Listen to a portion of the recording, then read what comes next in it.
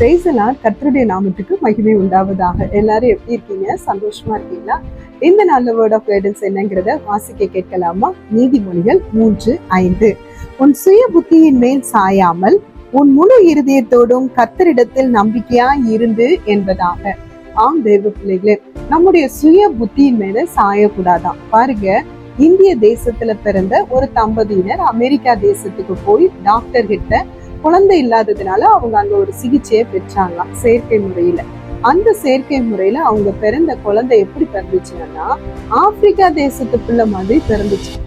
குழந்தை பிறந்ததுக்கு அப்புறமா அந்த இந்திய தம்பதியினர் பார்க்கும்போது, ஐயோ, இது அமெரிக்கா தேசம் மாதிரியும் பிறக்கல, இந்திய தேசத்து தம்பதி மாதிரி பிறக்கல, ஆப்பிரிக்கா நாட்டு பிள்ளை மாதிரி பிறந்துட்டேன், நமக்கு சம்மந்தமே இல்லாத மாதிரி இருக்கேன்னு சொல்லிட்டு ரொம்ப குழம்பி அந்த பிள்ளைய பார்த்து என்ன செய்யறதுன்னு சொல்லிட்டு குழந்தைக்காக ஆறுதலா ஆகுவாங்கன்னு பார்த்தா ஆறுதல் இல்லாம இன்னும் கொஞ்சம் அவங்க குழப்பத்துக்குள்ள போயிட்டாங்களாம்.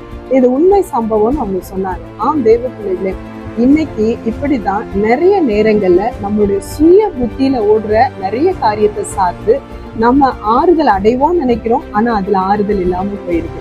அப்படி அல்ல. தேவ பிள்ளைகளை, குழந்தை பாக்கியத்துக்காக காத்துக்கிட்டு இருக்கிற தேவ பிள்ளைகளா நீங்க, கர்த்தர் தான் குழந்தை பாக்கியத்தை தருவாருங்கிறது உங்களுக்கு தெரியுமா? அவர் சந்ததிகளின் தேவன், சந்ததிய நிச்சயமா தருவார். ஒண்ணு செய்யுங்க, கணவன் மனைவியும் நீங்க டாக்டர் கிட்ட போறது தப்பு கிடையாது. கர்த்தர் கிட்ட ஆலோசனை கேட்டுட்டு டாக்டர் கிட்ட போங்களேன். கர்த்தர் கிட்டத்துல ஜெபிச்சுட்டு, ஆண்டவர்கிட்ட ஜெபிச்சுட்டு நீங்க டாக்டர்ஸ்ட போய் பாருங்க. அதுதான் முக்கியம். தேவ பிள்ளைகளை சுய புத்தியில சாராதீங்க. கர்த்தர் மேல நம்பிக்கையா இருந்து கடந்து செல்லுங்க.